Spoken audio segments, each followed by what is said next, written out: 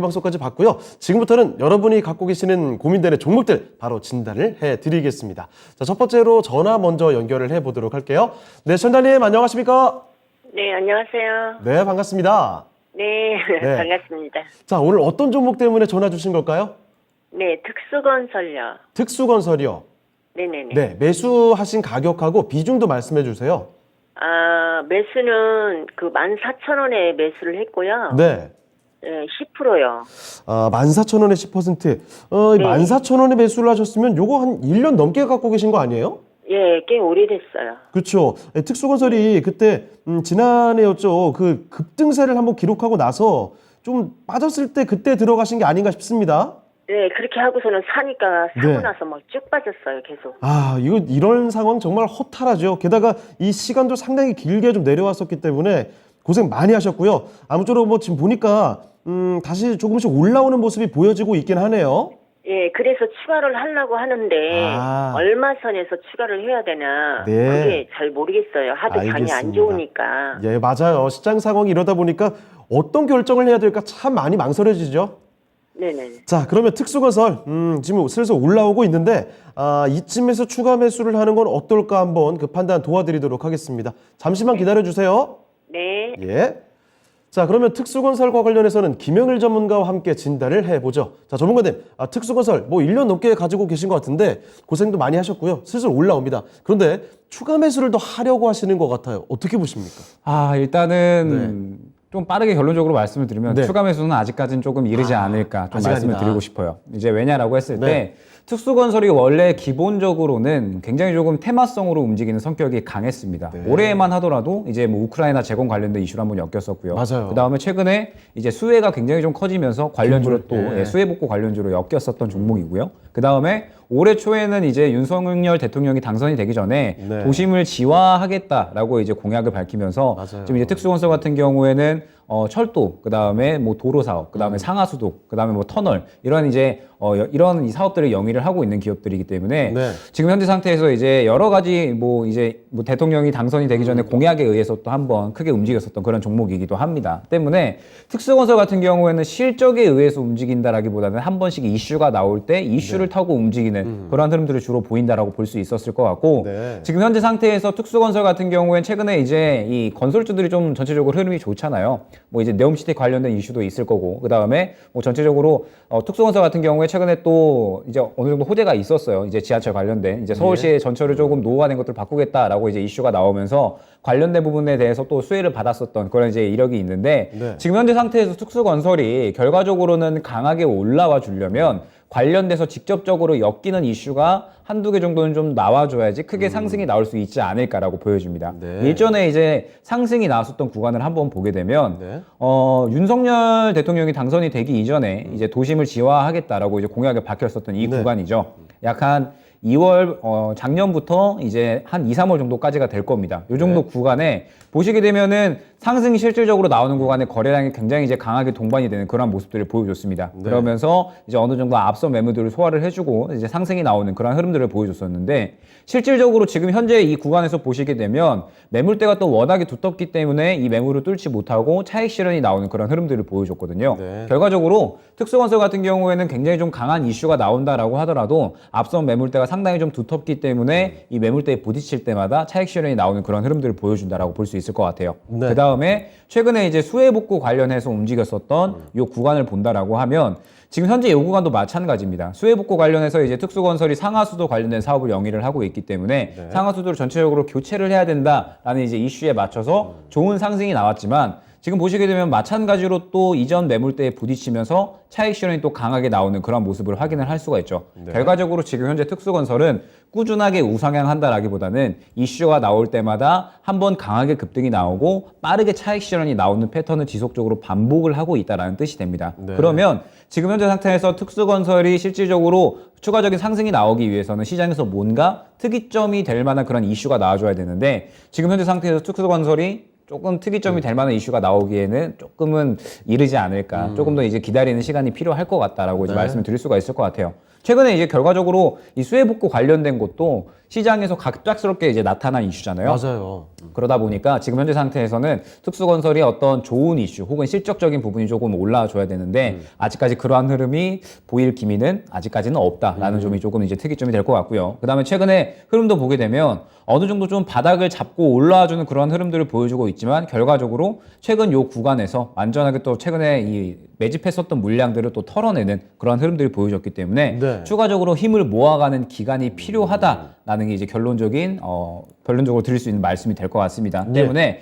지금 현재 상태에서 추가 매수를 하기에는 앞선 매물에 부딪혀서 차익 실현이 나올 리스크가 너무 큰 구간이에요. 지금 보게 되면은 1차적으로 11,000원 구간, 2차적으로 12,000원 구간, 뭐 또 3차적으로는 또 13,000원 구간 이렇게 이제 매물대가 차근차근히 또 계속해서 쌓여 있는 그런 모습이기 때문에 굉장히 강한 이슈가 나오지 않는 이상은 추가 매수를 할 어떤 메리트는 아직까지는 없다라고 보여집니다. 네. 때문에 지금 현재 상태에서는 조금 더 이제 여유롭게 보셔야 되는 그런 이제 구간이 필요할 것 같다라고 이제 말씀을 드릴 수 있을 것 같고 일단 지금 현재 구간에서 11,000원 구간을 돌파를 해주지 못한다라고 하면은 추가적으로 현재 구간에서 다시 한번 10,000원 정도까지는 조정이 나올 수가 있습니다. 그러면서 이제 다시 한번 또 저가에서 자리를 잡는 그런 흐름들이 나올 수가 있겠죠. 그러면 일단 그 구간에서는 무엇을 해야 되느냐? 역시나 특이점이 될 만한 이슈가 나올 때까지 어느 정도 좀 기다리는 그런 흐름이 필요할 것 같습니다. 네. 그러면서 이제 어느 정도 특이점이 될 만한 이슈가 나온다라고 하면 그때부터는 굉장히 좀 집중을 해서 트레이딩의 성격을 띠는 종목이기 때문에 마찬가지로 트레이딩 관점으로 접근을 해서 빠르게 정리를 하고 나와야지라는 생각으로 접근을 해주셔야 되는 종목이에요. 때문에 일단 지금 현재 상태에서 당장의 추가 매수를 진행하기는 조금 이제 리스크가 있다라고 보여지고 일단은 현재 구간에서 11,000원 구간 이제 돌파를 해주는지 아니면 뚫지 못하고 차익 실현이 나오는지 이 부분 좀 주요하게 보셔야 될 것 같고 혹시나 11,000원 구간을 돌파를 하고 12,000원 구간까지 가준다라고 하면 요 정도 구간에서 이제 1년 정도를 기다리셨잖아요. 그래서 저는 최근 시장이 뭐 한 종목에 좀 얽매여 있기보다는 좀 빠르게 순환을 돌리는 게 굉장히 중요하다라고 이제 생각이 들기 때문에 머물러 있지 않습니다. 그렇죠. 시장이. 엄청나게 빠르게 움직이잖아요. 때문에 12,000원 정도 구간에 도달을 한다라고 하면 이 이상의 매물대를 바로 뚫어주기에는 힘이 조금 부족할 것이다라고 여겨지거든요. 때문에 더 이상 오래 기다리기 싫다라고 하시면은 요 종목 같은 경우에 12,000원 정도 오면은 어느 정도 좀 비중 축소를 하는 방법을 좀 추천드리도록 하고요. 만약에 현재 구간을 뚫어주지 못하고 11,000원 구간을 뚫어주지 못하고 차익 실현이 나온다라고 하면 약 한 10,000원 정도 근처 구간에서 자리를 다시 한번 잡을 것으로 보여지니까 일단 그 정도 구간에서 다시 한번 좀 시장의 특이점이 될 만한 이슈가 나올 때까지 기다리면서 이제 어느 정도 추가하면서 대응 기간을 여유롭게 좀 기다리는 그런 구간이 필요할 것 같고요. 지금 현재로서는 조금은 다른 쪽으로 좀 시선을 돌려서 다른 종목으로 수익을 챙기는 방향으로 조금 집중을 하셔야 되는 타이밍이 아닌가 여겨집니다. 네. 자, 소장님 특수건설 오래 기다리셨는데 일단 얼마 전에 이슈가 한 차례 좀 지나갔고 다음 어떤 그 시장에서 화제가 될 만한 뉴스거리가 나올 필요가 있을 것 같아요. 특수건설의 경우에는. 자, 그래서 일단은요. 지금 추가 매수 구간은 아니라는 점 좀 기다리셔야 될 것 같고요.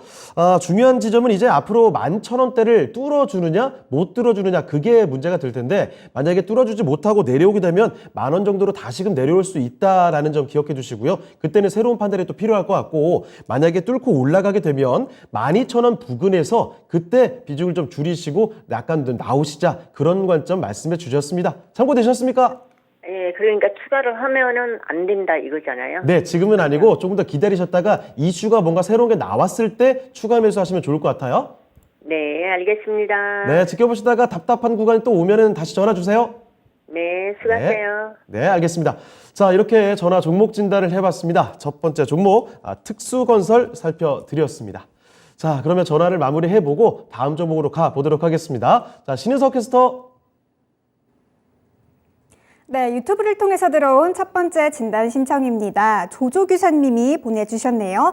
LG U 플러스 11,500원, 비중 8%입니다. 진단 부탁드립니다. 라고 보내주셨네요. 차트를 확인해 보니까 오늘 매수에 들어가신 것 같습니다. 오늘 종가가 11,500원인데요. 통신주 같은 경우에는 원래 전통적인 경기 방어주로 알려져 있는데 최근에는 흐름이 좀 좋지 못한 모습입니다. 아무래도 바닥을 좀 확인하고 반등에 성공해서 수익을 좀 보셨으면 좋겠다라는 마음이 좀 드는데요. 최인호 전문가님, 조조규사님 이렇게 반등 성공해서 수익을 좀 볼 수 있을지 어떻게 대처하면 좋을지 한번 진단 부탁드립니다. 지금 상당히 어려운 종목을 오늘 종가에 사셨는데요. 이 필수 소비재인 경기 방어주 대표적인 통신주예요. 그 중에서 LG U 플러스 한 시총이 5조 정도 되는데, 자, 이 종목의 차트를 딱 보면 이 오랫동안 어떤 일이 벌어졌는지를 바로 알 수가 있습니다. 러시아 우크라이나 전쟁 때 이제 인플레이션부터 시작해 여러 가지 원자재 상승하고 하기 때문에 방어주들이 떨 거라고 해서 시장에서 흐름이 그렇게 올라갔어요. 딱 차트 보시면 1월 중순부터 시작해 올라갔습니다. 그리고 고점을 찍었습니다.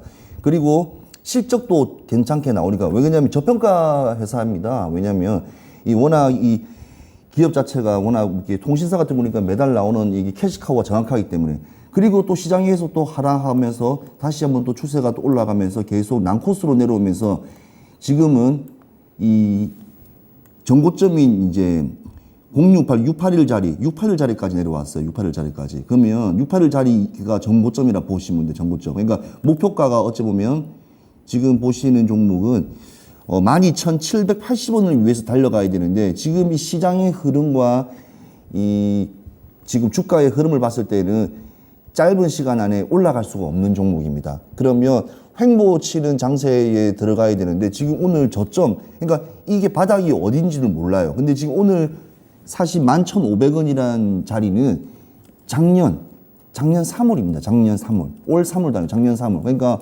얼마나 이 LG U 플러스가 이 많은 분들에게 이렇게 시선을 외면당했냐. 그러니까 기관과 외인들의 어쩌면 전쟁에 들어가신 거예요. 그러니까 방패 하나 들고 들어가시는데, 그래도 그나마 비중을 8% 들고 들어가셔서 다행인데, 지금 시장에는 태조 이방원에서 에너지 섹터들이 계속 연일 나오고 있습니다. 그러면 수급도 그쪽으로 많이 몰리고 하는데, 그쪽 부분으로 오히려 가시는 게 사실은 개인 투자가 입장에서는 좀 저는 정확하게 좀 보는 시각입니다. 그래서 그렇게 들어가는 게 정확한데, 차 폐배터리 관련 종목이라든지 그 들어가는데, 통신이라 그 이제 저평가 회사하고 기업의 가치를 보고 들어가는 거는 괜찮습니다. 근데 1년 전 가격이 오늘입니다. 그러면 또 내년까지 기다리시겠습니까? 저는 힘들다고 봐지거든요. 차라리 이 종목을 길게 가져가지 못할 것 같으면, 왜냐하면 36, 92 항상 이게 이 실적 발표할 때 그때 좋아진다.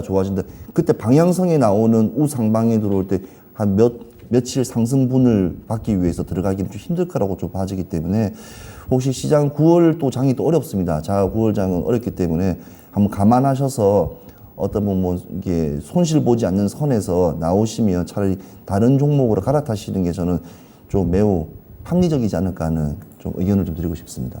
네, 알겠습니다. 자, LG U 플러스 살펴드렸습니다. 통신주 뭐 대표적인 방어주죠. 자, 그런데 지금까지 주가가 좀 많이 떨어졌습니다. 자, 그래서 오늘장에 이 정도면 바닥이겠지 싶어서 들어가신 게 아닌가 싶어요. 자, 그런데 지금 시장 상황을 봤을 때 이 종목을 정말 길게 여유 있게 끌고 가실 그 각오가 돼 있지 않으시면 참 운영하기 쉽지 않은 종목이다라는 점을 말씀을 드렸거든요. 자, 그래서 가급적이면 손실 안 보는 선에서 이 종목은 매도를 해보시고 다른 종목 쪽으로 접근해 보시면 어떨까, 이런 의견을 조심스럽게 또 말씀을 해주셨습니다.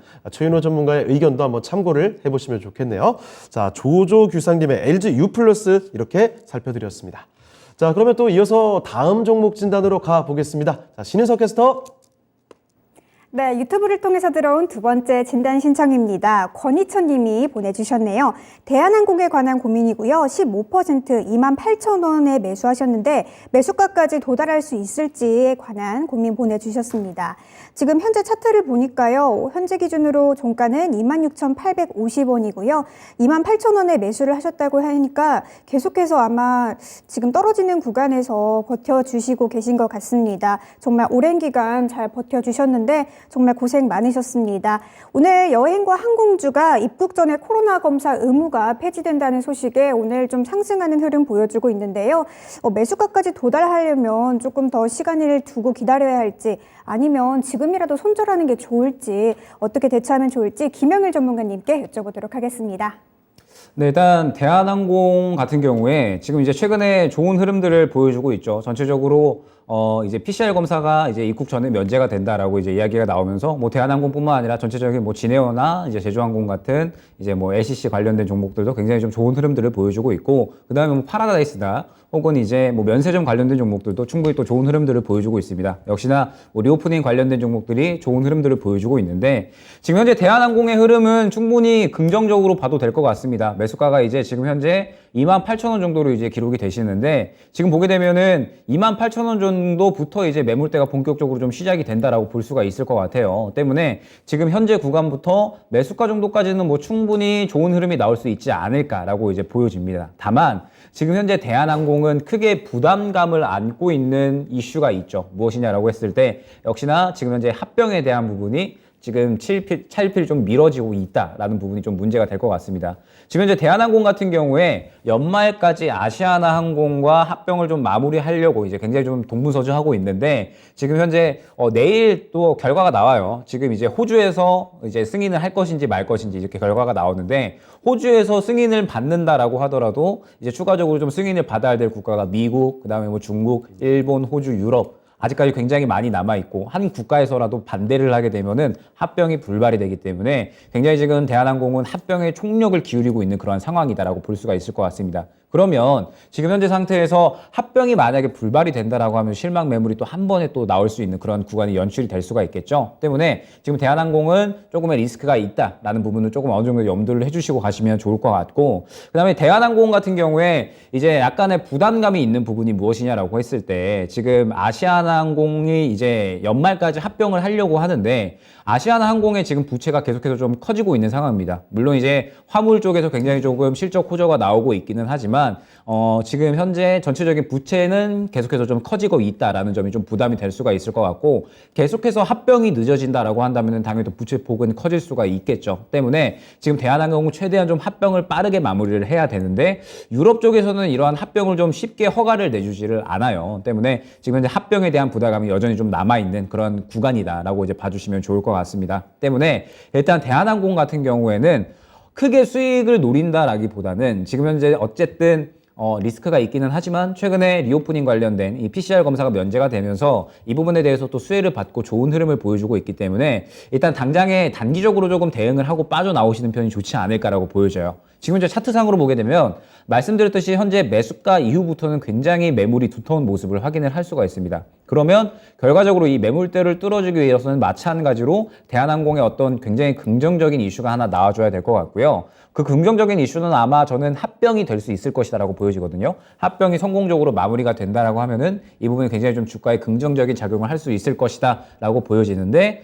합병이 이루어지기 위해서는 아직까지 넘어야 될 산들이 너무 많다라는 점이 조금 문제가 될 수 있을 것 같아요. 때문에 지금 현재 단기적으로 리오프닝 관련된 수혜를 받고 있는 만큼 말수가 정도까지는 충분히 좀 상승이 나올 수 있을 것이다라고 보여집니다. 지금 보게 되면은 121선이 딱 매수가에 걸쳐 있는 구간이기 때문에 28,000원 근처 구간까지는 어느 정도 추가적인 상승이 충분히 나올 수 있을 것이다라고 보여져요. 그러면 이 구간에서 매물대를 뚫어주는지를 또 마찬가지로 봐야 되는데, 이 매물대를 바로 뚫어주기에는 조금은 힘들지 않느냐라는 게 이제 어느 정도 결론이 될 것 같습니다. 때문에 지금 현재 상태에서는 조금 더 이제 지켜보시되 한 매수가 정도 근처까지 오게 되면은 혹시나 이제 매수가를 터치하지 못하고 차익 실현이 나올 수 있어요. 그래도 이제 어느 정도 매수가 근처까지 오게 되면 정리를 하고요. 지금 현재 리오프닝 관련주들은 항상 같은 흐름을 보여왔는데, 빠르게 리오프닝 관련된 이슈들이 나오게 되면 빠르게 급등이 나오고 또 일괄적으로 차익 실현이 나오곤 했어요. 때문에 지금 현재 대한항공 같은 경우에 너무 길게 보기보다는 합병이라는 리스크가 아직 남아있는 이상 지금 현재 28,000원 근처 구간, 매수가 근처 구간에서 정리를 하고 다른 종목으로 교체를 하는 게 오히려 기회비용도 조금 지켜갈 수 있고, 그 다음에 리스크 관리 차원에서도 더욱더 나은 전략으로 보여지거든요. 때문에 결론적으로는 조금 더 지켜보면서 매수가 근처에서 정리하고 다른 종목으로 교체하자, 이렇게 안내드릴 수 있도록 하겠습니다. 네. 자, 대한항공 살펴드렸습니다. 많은 분들 또 관심 갖고 계시는 합병에 대한 이야기까지 정리를 해봤고요. 일단 대한항공의 경우에는 매수가 정도까지 생각해 보시면 좋겠네요. 매수가까지 도달할 수는 있겠다, 가능하겠지만 그 정도에서 더 크게 메리트를 보기보다는 매수가 근처에서는 팔고 나오고 다른 종목으로 눈길을 줘보자라는 점을 말씀해 주셨습니다. 자, 이렇게 김영일 전문가와 함께 대한항공 살펴드렸습니다. 참고를 해 보시길 바랍니다. 자, 그러면 유튜브 종목 진단을 또 해봤고요. 이번에는 전화를 한번 받아보겠습니다. 자, 전화 걸려왔습니다. 바로 연결해 볼게요. 네, 설단님 안녕하십니까? 예, 안녕하세요. 네, 반갑습니다. 전화가 상담이 당첨돼서 정말 영광입니다. 많이 시도를 해보셨나 봐요. 예. 네, 어쨌든 연결해서 뭐 축하드리고 오늘 종목 진단 열심히 도와드리도록 하겠습니다. 어떤 종목 때문에 고민하고 계세요? 예, 저는 NC 소프트인데요. 아, NC소프트. 매수 가격이 혹시 어떻게 되실까요? 매수가가 38만 4천 원이에요. 비중은 60%이고. 아, 이거 그럼 최근에 매수하신 건가요? 예, 예. 아, 그렇군요. 8월 17일인데요. 예. 이게 지금 향후 전망이 어떻게 되는지 네. 지금 제가 목표가는 한 45만 원에서 50만 원을 잡고 있는데 이게 욕심인지 아, 이게 어떻게 이 전망이 알겠습니다. 그 궁금합니다. 전망을 조심스럽게 물어보시는데 그럴 만도 한 게 NC소프트 정말 많이 내려왔죠. 지금 주가가 거의 4년 전 가격이거든요. 아, 지금 고점 대비 뭐 60%가 넘게 내려왔기 때문에 바닥인 것 같기는 한데 이게 과연 많이 올라갈 수 있을까 이런 의구심이 좀 드시는 것 같아요. 자, 그러면 다행히 뭐 손실을 많이 보시는 구간이 아니니까 그나마 다행인 것 같고 앞으로 목표하셨던 45만 원에서 50만 원 요 정도까지 갈 수 있는지를 한번 알아볼게요. 예, 고맙습니다. 네.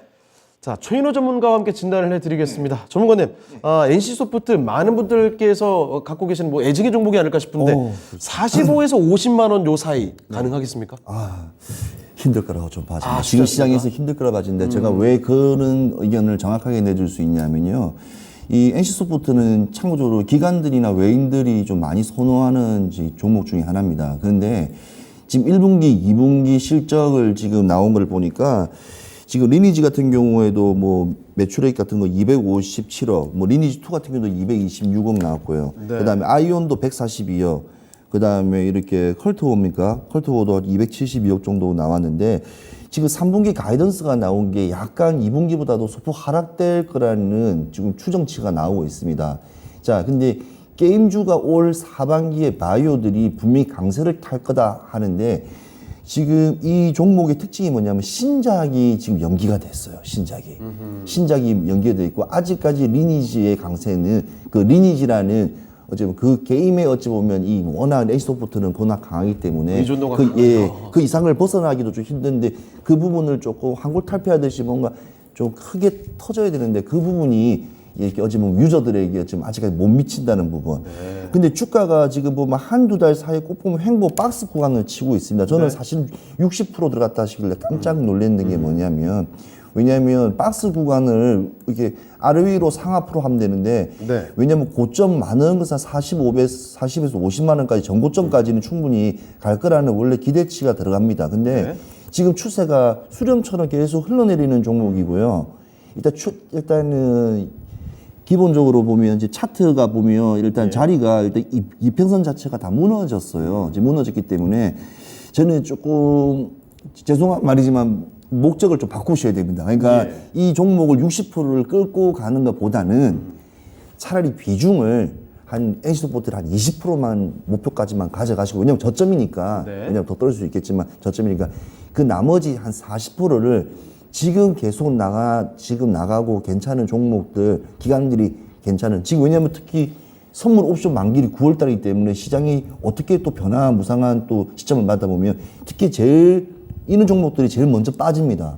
그러니까 갑자기 60%에서 지금 빠지다 보면 상당히 곤란한 경우, 개인 투자가분들은 대응을 못 합니다. 그러니까 9월이 상당히, 9월만 지나면 10월은 좋아질 겁니다. 그래서 9월은 잠시 안정성, 오르지 않고 내리지 않는 오히려 종목들에게 좀 이렇게 갈아타시는 것처럼 잠시 있다가 오히려 추세가 좀 전환되고 조금 우상만 그때 비중을 조금씩 하면서 다시 올리시는 게 나으실 것 같아요. 그러니까 60 자체도 지금 되게 위험한 분위기고요. 일단 40을 빼셔야 되고요. 그 다음에 40은 다른 안전 쪽으로 가시고, 그 다음 추세가 NC소프트가 원하는 목표까지 올라간다고 하실 때 그때 비중을 조금씩 매집을 하시면서 그런 방법이 오히려 NC소프트를 대응하시는데 개인 투자가분들한테는 좀 좋을 거라고 예상됩니다. 네. 알겠습니다. 좀 비중을 좀 줄여 나가셔야 되지 않을까라는 말씀 좀 해주신 것 같은데, 자, 소장님 답변 되셨습니까? 더 궁금한 점 있으세요?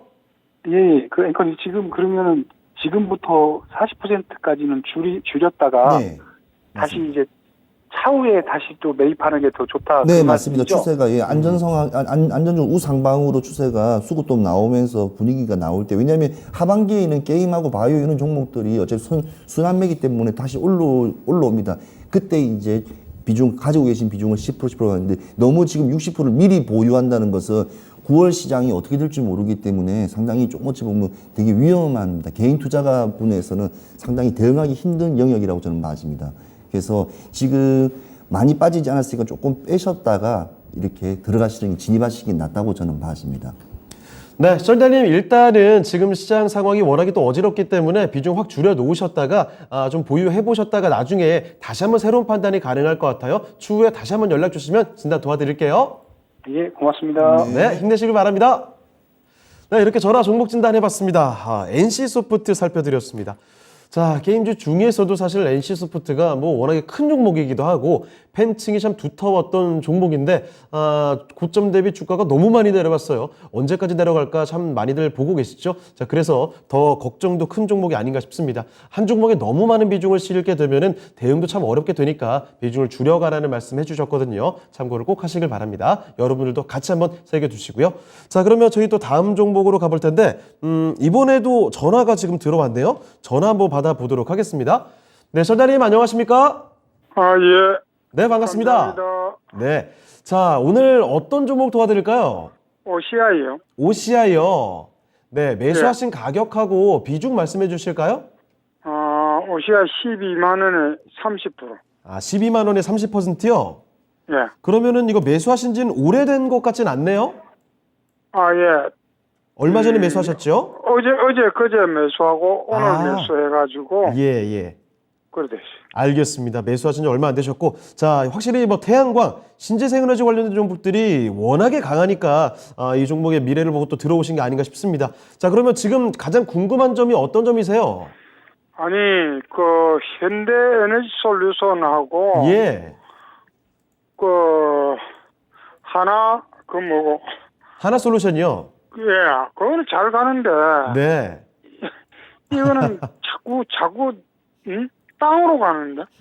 이게 태양광, 같은 태양광인데 왜 움직임이 이렇게 다른가라는 예. 그 궁금증이시죠?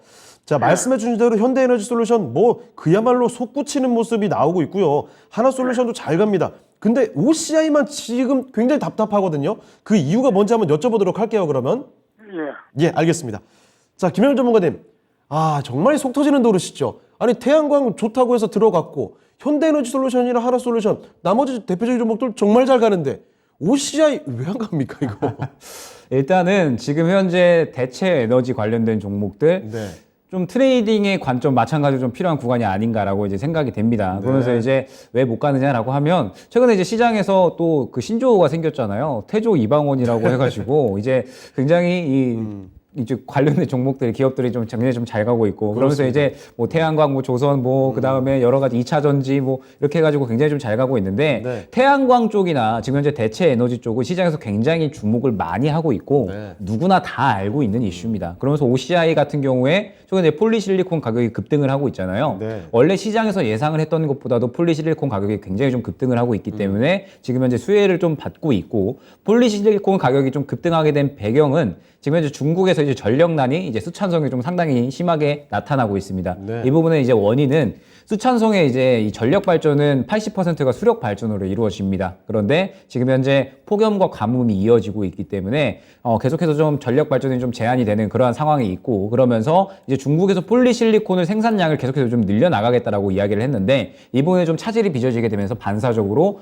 현재 이 OCI가 수혜를 받을 것이다. 폴리실리콘 가격이 올라감에 따라서 이 폴리실리콘 제조업체인 OCI가 수혜를 받을 것이다라고 기대가 되고 있는 상황이죠. 그러면서 최근에 또 인플레이션 감축 법안이 또 새롭게 실시가 됐잖아요. 네. 그러면서 이제 전체적인 대체 에너지 관련주들이 수혜를 받을 것이고, 지금 현재 미국에서 이 태양광 밸류체인에 중국을 완전히 제외를 시켰습니다. 그렇기 때문에 이제 OCI가 또 반사적으로 수혜를 볼 것이다라고 네. 이제 기대를 받고 있는 상황인데, 역시나 최근에 마찬가지로 이제 흐름을 보게 되면 왜 가지 못했느냐. 예, 뻔히 이제 차트를 보게 되면 바로 또 결과가 나옵니다. 지금 보게 되면 자, OCI가 첫 번째로 13만 원대, 그다음에 2차적으로는 14만 원대에 굉장히 매물대가 또 마찬가지로 형성이 되어 있는 모습을 확인을 할 수가 있죠. 원래 좀 어려운 구간이군요, 저기가. 그렇죠. 워낙에 이제 태양광 쪽으로 거래가 많이 됐고 태양광 하면은 또 바로 떠오르는 종목이 저는 OCI랑 하나솔루션이거든요. 종목이죠. 그렇죠. 그렇기 때문에 개인들이 굉장히 많이 매수를 해 놓은 종목이기 때문에 매물대가 두텁습니다. 그러면서 최근에 또 태양광 관련된 이슈들이 움직이면서 OCI가 지금 현재 구간에 또 단기적으로 매물대가 형성이 됐기 때문에 이 구간을 뚫어주지 못하고 이제 차익 실현이 나오고 있는 구간이다라고 이제 생각을 해주시면 좋을 것 같아요. 때문에 이제 뭐 현대에너지솔루션이나 하나솔루션 같은 경우에 차트 형태를 보게 되면 자. 지금 보시게 되면 매물대가 없죠. 매물대를 돌파를 하고 굉장히 좀 상승이 잘 나오는 모습들을 보여주고 있고 하나솔루션 같은 경우에도 어느 정도 동일한 그런 이제 흐름을 보여주고 있다라고 보시면 될 것 같습니다. 때문에 지금 현재 OCI 같은 경우에는 약간은 이제 이전 매물대에 부딪혀서 차익 실현이 나오고 있는 그런 구간이다라고 생각을 해주시면 좋을 것 같은데 그럼 지금부터 중요한 거는 이제 OCI가 앞으로 좀 올라와 줄 수 있을 것이냐 이 부분이 중요하겠죠. 네. 지금 현재 OCI 같은 경우에는 폴리실리콘 가격이 지금 현재 여름이 끝나가고 있고 중국도 다시 좀 전력에 대한 부분들이 정상화가 될 것이다라고 이야기가 나오고 있지만 지금 당장의 폴리실리콘 가격은 계속해서 급등을 하고 있기 때문에 연말 그다음에 내년 초 정도까지도 추가적으로 수혜를 받을 수 있을 것이다라고 이제 예상이 되고 있는 상태예요. 때문에 태양광 같은 경우에 꾸준하게 또 이야기가 될 수밖에 없겠죠. 대체 에너지에 대한 관심도가 워낙에 높고 지금 현재 시장에서 또 거의 시장을 이끄는 그런 이 이슈다라고 보고 있기 때문에 꾸준하게 좀 이야기가 될 만한 이슈다라고 보고 있어서 OCI 같은 경우에도 마찬가지로 이슈가 나올 때마다 또 상승이 나오는 그런 흐름들을 보여줄 겁니다. 때문에 일단 지금 현재 구간에서는 지지 라인을 조금 설정을 하고 가는 편이 좋지 않을까 보여져요. 지금 보게 되면은 일단은 11만 원, 요 구간에 이제 굉장히 좀 강력한 지지 라인이 형성이 되어 있거든요. 때문에 요 구간을 이탈을 하게 될 시에는 10만 원까지는 추가적으로 조정이 나올 수가 있습니다. 때문에 일단 11만 원에서 지지 라인을 먼저 설정을 해주시는 게 좋을 것 같고요. 요 구간을 이탈을 하지 않는다라고 하면 무난하게 또 다시 한번 13만 원까지는 올라갈 수 있는 흐름이 나와줄 것이다라고 보고 있습니다.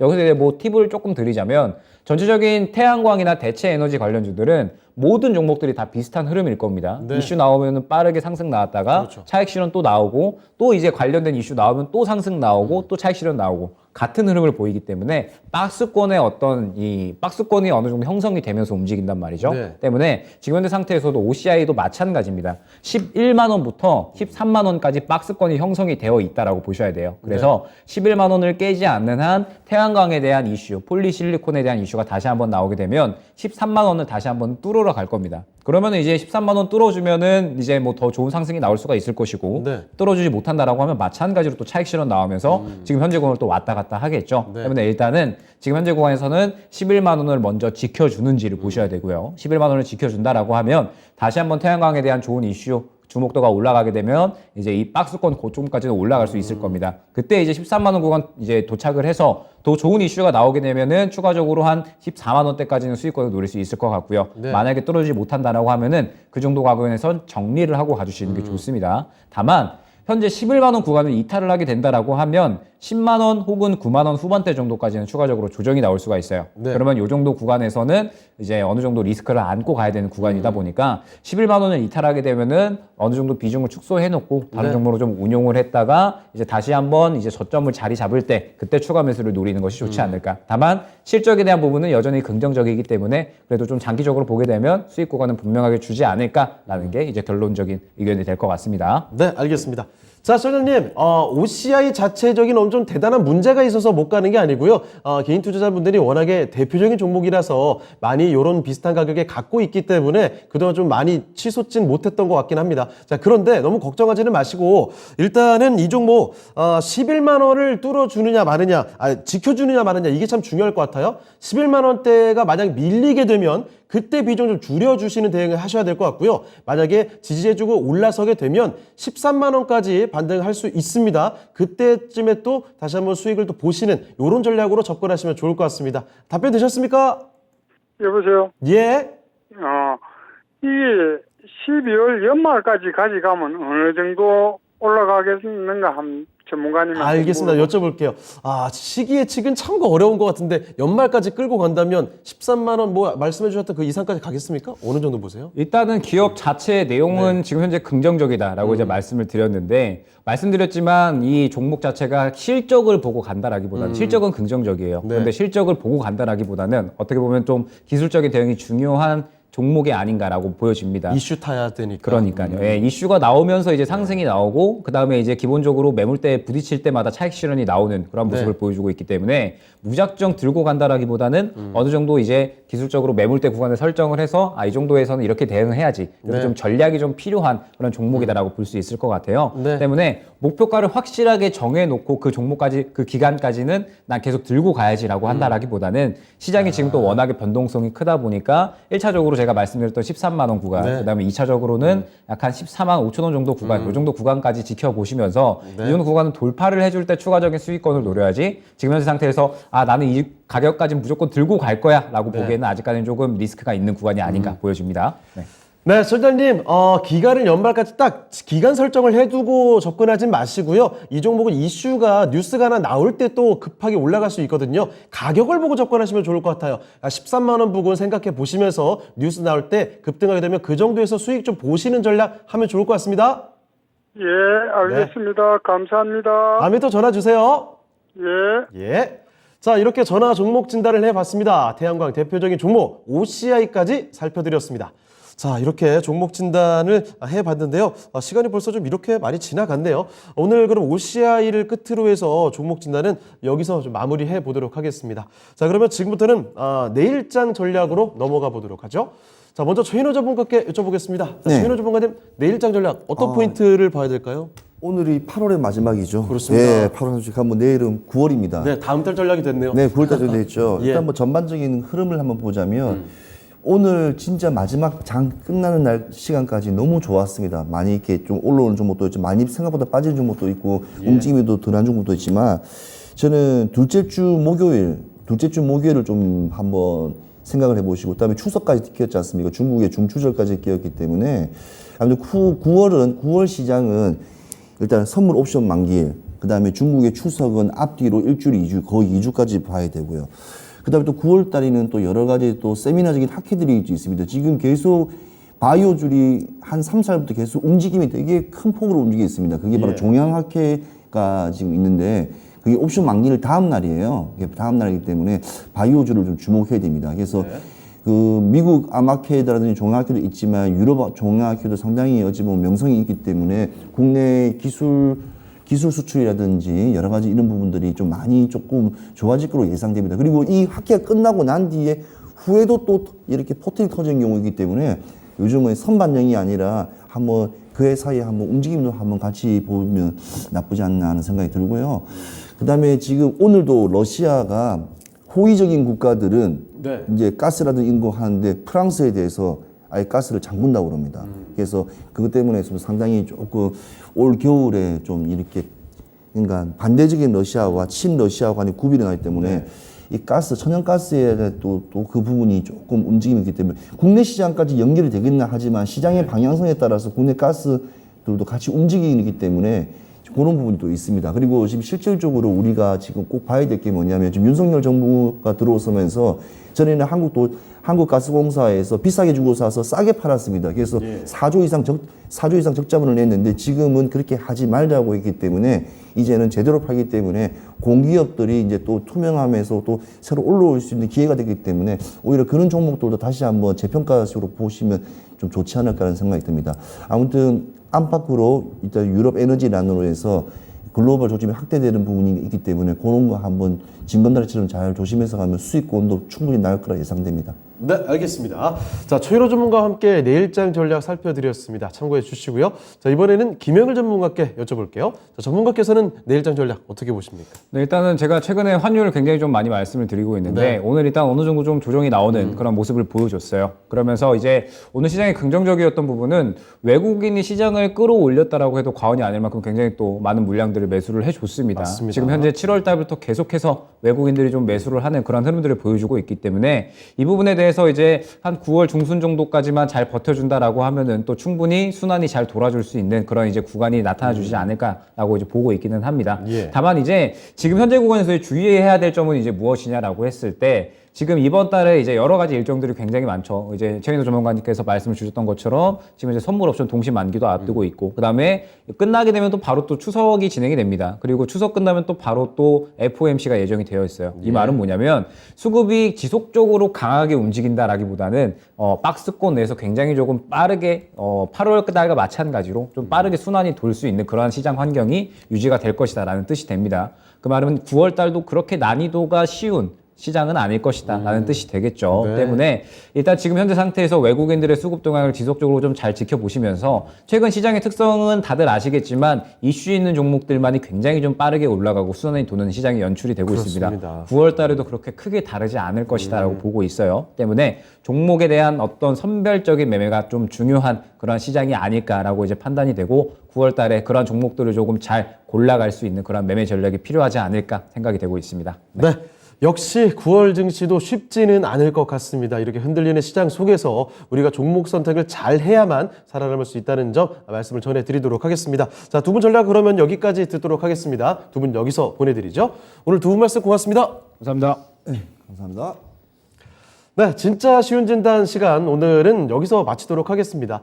지금까지 다양한 투자 판단에 대한 도움 말씀을 드렸습니다. 하지만 특정 종목의 상승과 하락을 보장하지 않는다는 점을 꼭 명심해 주시고요. 자, 그럼 저희는 여기서 인사드리겠습니다. 저희는 다음 이 시간에 다시 돌아오겠습니다. 시청해주신 여러분 고맙습니다.